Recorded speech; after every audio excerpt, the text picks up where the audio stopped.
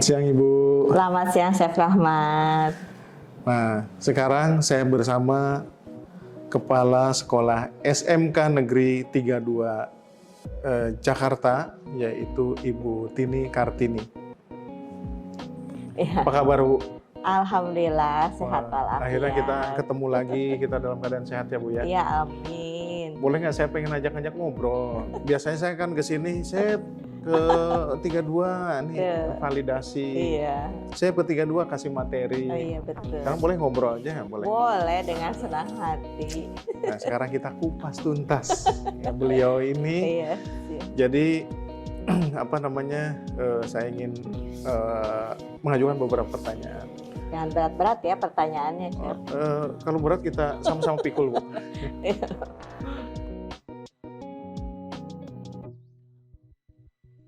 Sekolah yang ideal sebagai sekolah khusus untuk SMK, khususnya pariwisata ini, menurut Ibu itu yang seperti apa? Aduh, kalau untuk idealnya kan saya juga bukan ahlinya ya, tapi paling tidak yang memenuhi inilah. Menurut persepsi saya gitu.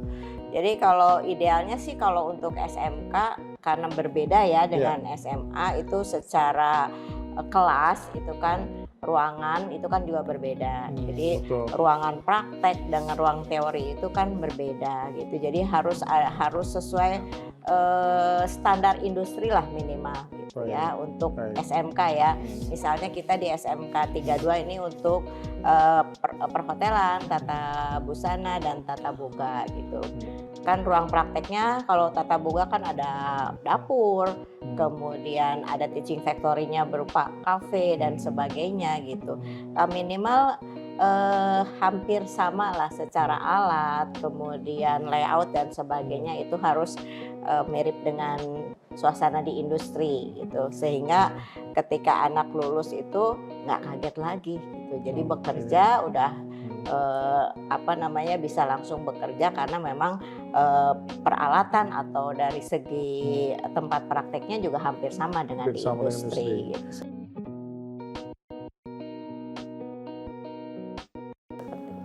Nah, menurut Ibu sendiri selama Ibu hampir 2 tahun, 2 tahun ya kurang lebih ya di SMK 32 ini, apakah SMK 32 ini menurut Ibu tadi sudah memenuhi kriteria yang ideal tidak sebagai salah satu sekolah pariwisata di Jakarta?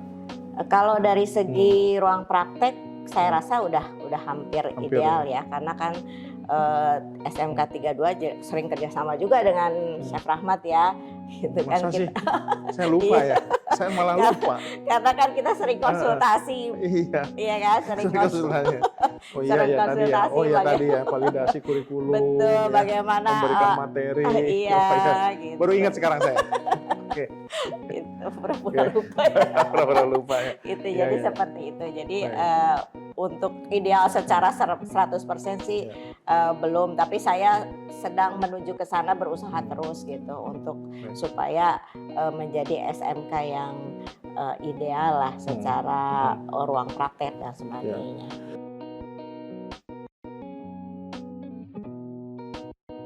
Kalau dari Ibu sendiri terkait dengan Merdeka Belajar ini, menurut Ibu efektif nggak diterapkan di SMK lah? Kita ceritanya di SMK ini aja gitu. Oh gitu. Efektif nggak? Untuk saat ini kan kita baru tahun kedua ya mengikuti. Itu juga baru di kelas 10, sekarang berarti yang kelas 11 ya. Karena kelas 12-nya kemarin masih kurikulum 2013 gitu ya. Jadi kalau secara dari konsepnya sih memang bagus ya. Jadi memberikan kebebasan kepada guru itu kan untuk memberikan pelajaran sesuai dengan kebutuhannya peserta didik. Jadi kita sekarang untuk kurikulum Merdeka itu kan lebih berfokus kepada peserta didik gitu. Ibu nggak punya kekhawatiran Bu, jika berikan kebebasan jadi gurunya bebas suka-suka gurunya dong gitu? Nggak juga kan, kita masih tetap punya rambu-rambu gitu kan. Iya ada rambu-rambunya, jadi nggak mungkin lanjut kan, ada juga kepala sekolahnya juga ada. Tetap kepala sekolah juga kan mengawasi gitu seperti itu. Ini benar ya Bu ya jawabannya? Kalau saya nggak Oh benar iya, iya. nanti. Oke, baik. Luar biasa. Iya, Ya. gitu.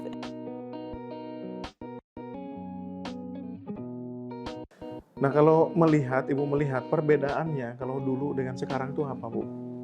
Kalau Ibu Eh, melihat dari segi apa namanya ya, tadi mungkin segi pembelajaran ataupun Ibu tuntutan dari industri itu apakah signifikan nggak, Bu? Kalau misalkan di ini kita apa namanya perkembangannya oh untuk saat gitu. sekarang?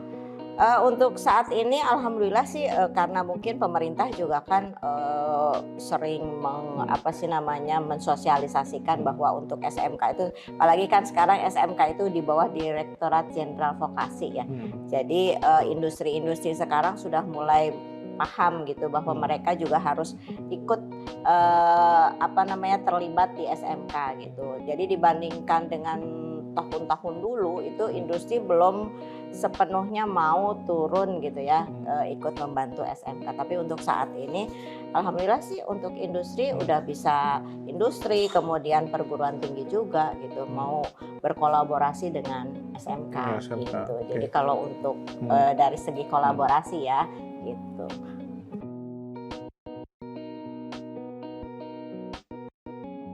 Nah, terkadang menurut Ibu itu cukup efektif nggak sih kalau misalkan antara komunikasi antara dari pihak sekolah itu, sementara kan kalau misalkan kita melihat kadang-kadang bantuan itu ya yang saya nggak tahu ya, yang saya melihat, saya orang awam, saya melihat kayaknya kalau saya misalnya ke SMK, Bu ini kenapa nih alatnya kok nggak dipakai, kenapa nggak ini, nggak tahu Chef, ini di drop doang gitu, ya kita tinggal pakai. Nah menurut Ibu sebetulnya itu efektif nggak sih? Mungkin kalau dulu ya seperti itu ya, apa namanya, modelnya itu dropping gitu ya. Iya. Gitu. Tapi untuk saat ini ketika kita ingin mengajukan alat, mengajukan bantuan itu untuk dari kementerian itu sudah melalui Takola gitu. Takola itu apa tuh, Bu? Biar ini teman-teman tahu. Tata kelola yang jadi program tata kelola. apa namanya? Kalau di Jadi Sunda beda soal, Bu. Takol. itu mah ditakol. Oh, ditakol. Oke. Jadi di kementerian itu sudah ada rumahnya gitu untuk sekolah-sekolah mengajukan bantuan. Misalnya seperti bantuan sekolah PK, kemudian bantuan-bantuan yang lainnya itu harus melalui sistem yang ada di kementerian yaitu namanya Takola gitu. Jadi tidak lagi seperti zaman baheula gitu. Gitu ya. Tahu-tahu sekolah dapat droppingan barang apa yang tidak sesuai dengan kebutuhan sekolah gitu. Kalau sekarang sih lebih ke bukan alat lagi kalau dari kementerian itu lebih ke program ya. Program. Iya ke program. Jadi udah nggak pernah lagi. Tapi sekarang masih dapat nggak alat-alat yang udah nggak ada. Udah nggak ada ya. Jadi misalnya seperti program bantuan sekolah PK. Nah, di situ kan dia ada programnya untuk kurikulum, kemudian ada juga di situ termasuk ada alat. Nah, jadi alatnya itu disesuaikan dengan kebutuhan sekolah gitu, seperti itu. Karena kita juga di situ ada RAB-nya dan sebagainya. Selama ini belum pernah ya Ibu di drop masalah gitu. Alhamdulillah sih. Tidak ada ya. Selama saya jadi kepala sekolah belum pernah tuh saya dapat drop masalah gitu. Ada juga tadi sudah diklarifikasi katanya dropnya itu drop peralatan sama drop sekarang materi tadi ya. Iya, lebih ke program. Ke program. Iya, misalnya program dari kementerian itu ada program Teaching Factory, kemudian program jadi lebih banyak ke program. Terkait programnya berjalan atau bermasalah, tapi yang di drop itu sebetulnya program. Gitu ya. Harus saya. Jadi seperti itu.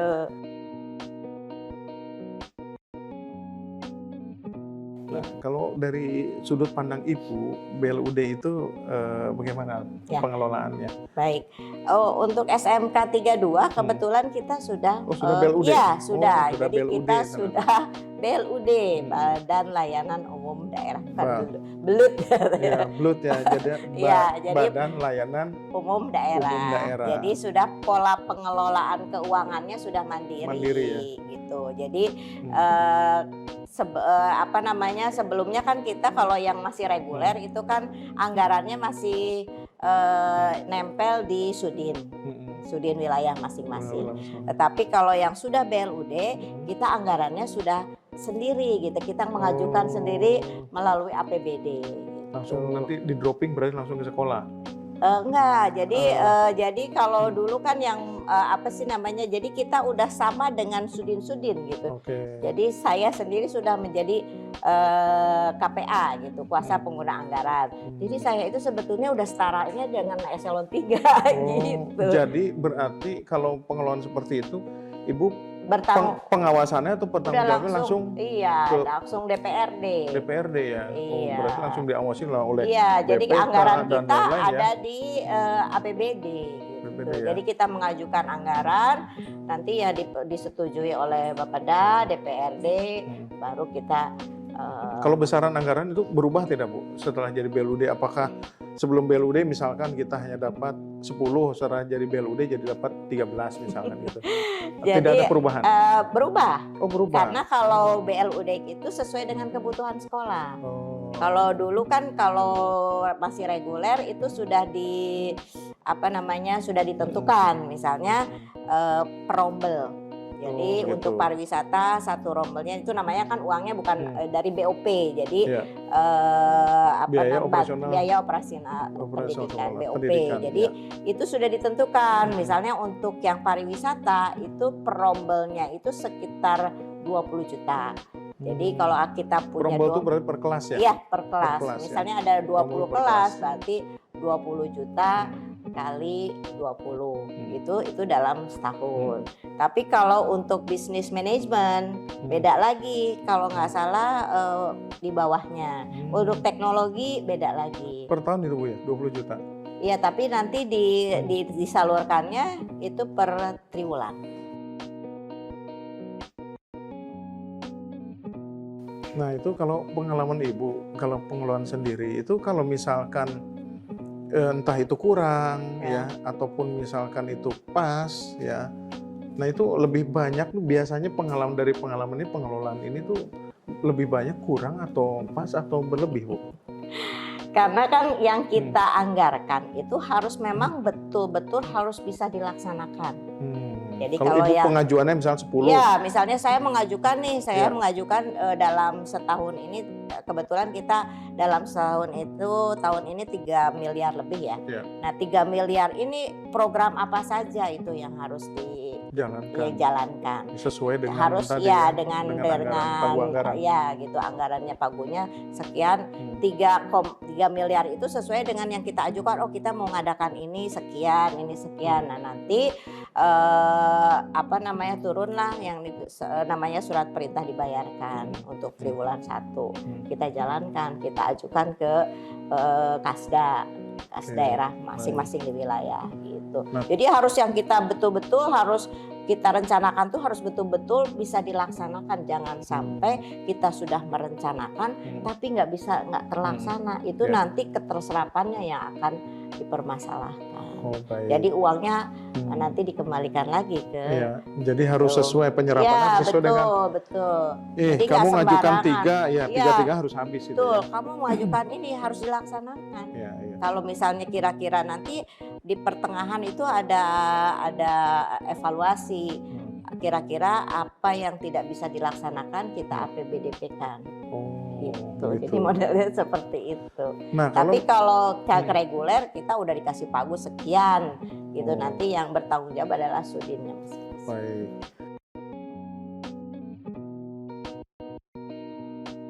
Nah, kalau misalkan sudah BLUD, berarti kan ini Badan Layanan Umum Daerah.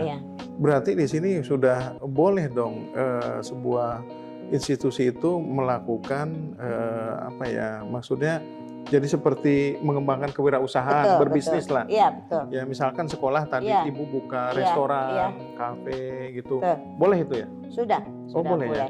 Jadi itulah kenapa SMK dijadikan BLUD. Kan SMK itu kan berbeda ya dengan SMA karena SMK itu punya unit-unit produksi atau teaching factory.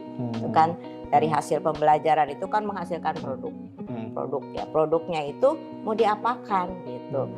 Kalau misalnya belum BLUD kita jual hasilnya kemana gitu. Itu kan jadi temuan. Betul. Tapi ketika sudah BLUD, produksi kita berproduksi kemudian dijual, itu dilaporkan ke Pemda. Jadi kita tercatat gitu. Jadi berarti dalam hal ini pengawasannya langsung langsung berarti ke BPK lah gitu ya. Iya, langsung nanti bukan ke dinas lagi Ibu ya. Udah, jadi yang kita udah langsung BPK yang ngawasin. Wah, dia langsung BPK. Berat. Ini pertanggungjawabannya cukup berat juga ya. Berarti kepala sekolah ini pertanggungjawabannya udah setingkat pejabat eselon 3 ya. Pekerjaannya eselon 3, gajinya kepala sekolah. Saya nggak ini, soalnya saya nggak ngintip. Nanti kita intip gajinya. Mau diintip gaji? Jangan. Jadi seperti itu. Dan alhamdulillah SMK 32 tuh kemarin kita sudah punya NIB. Oh, NIB berarti nomor induk berusaha ya? Iya, nomor induk berusaha. Jadi kita produk kita sudah ada di katalog. Udah ada di e-harga. E-harga ya. Jadi misalnya Chef Rahmat nih mau order, udah bisa klik aja SMK 32. Itu kan kalau nggak salah apa ya yang di e-harga, e-order. Kalau nggak salah favoritnya itu ada kue kering dari tempe itu apa namanya? Oh iya, kita punya produk inovasi namanya Temkis, tempe cookies. Temkis, bukan tempe dikikis, tempe cookies. Tempe cookies. Jadi bahannya dari tepung tempe dibikin tepung. Itu diorder lewat bisa diorder lewat e-order. Luar biasa. Gitu. Jadi yang mau order boleh. Cookies rasa tempe di SMA 32 ada.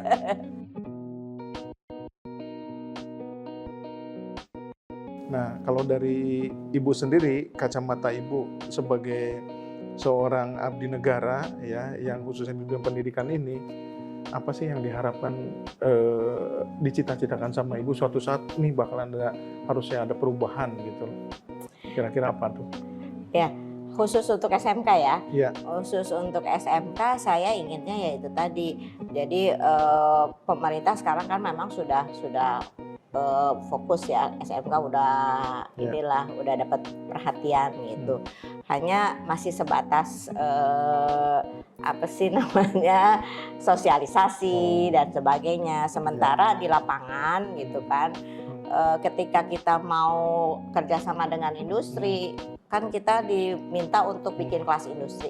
Itu yang agak sulit gitu untuk yang kelas industri, karena mungkin untuk teknik ya, untuk yang teknologi, yang jurusan teknologi itu industrinya banyak industri yang besar seperti Mitsubishi, kemudian Daihatsu dan sebagainya. Itu untuk kerjasama kelas industrinya karena mereka kan rekrutannya banyak.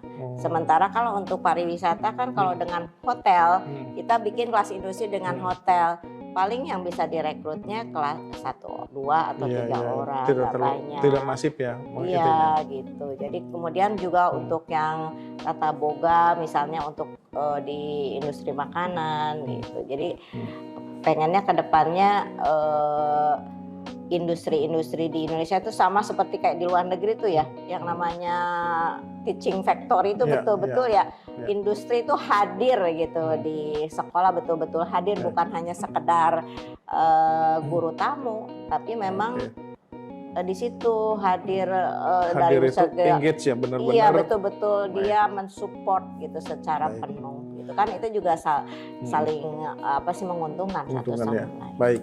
Nah sekarang tadi kan harapannya seperti itu ya. Boleh nggak Ibu menyampaikan nih kepada dia, mudah-mudahan nanti industri ya yang akan melihat ini ya, Ibu bisa menyampaikan pesannya untuk teman-teman industri itu seperti apa? Silahkan monggo. Wah, saya jadi nggak enak. Enggak dong, sampaikan. Kan kita namanya harapan. Oh gitu ya. Iya. Jadi harapannya betul industri itu hadirlah ke SMK gitu. Jadi jangan sampai kita juga kan kalau kepala sekolah atau guru untuk menghubungi industrinya sendiri kan juga agak sungkan gitu. Jadi saya harapan saya sih industri betul-betul dia turun langsung gitu ya ke sekolah-sekolah SMK gitu. gitu. Jadi mereka yang betul-betul cari pasangannya. Betul. Gitu. Karena kita juga agak sulit juga ya untuk bisa mencari pasangannya gitu kan. Betul. Ibaratnya kayak kita perempuannya gitu. Ya. Perempuan cari pasangan kan. Kalau boleh saya tambahkan ya Bu ya. Iya. Jadi kayak buat industri, tolong ya industri jangan menyalahkan melulu selama ini. Kok SMK begini-begini aja sih skillnya. Iya. Nah tadi udah disampaikan sama Ibu Kepala, datang ke sekolah, berikan yang seharusnya tuh seperti ini loh. Ya skillnya seperti ini, knowledge-nya seperti ini, terjun langsung. Sudah, kalau sudah sesuai, nah balik lagi harus puji dong Bu. Sekarang siswanya saya rekrut. Karena sudah sesuai dengan kami. Nah, itu. Jangan bisa menyalahkan, tapi berikan solusi. Iya, itu keren tuh. Ya. Itu yang seperti itu yang diharapkan ya, Chef ya. Baik, ya. Terima kasih. Iya, sama-sama. Ibu Tini, sehat selalu. Mudah-mudahan apa yang sudah diharapkan, dicita-citakan sama Ibu Tini, ya mudah-mudahan bisa menjadi kenyataan buat dunia pendidikan. Amin. Yang terpenting adalah Ibu diberikan seluruh kesehatan. Amin, ya Allah. Sama Chef Rahmat juga selalu sehat ya. Terima kasih. Dan juga jangan kapok untuk diundang ke SMK 32 Jakarta. Kalau kapok saya nggak datang sini. SMK bisa. SMK hebat. Vokasi kuat menguatkan Indonesia.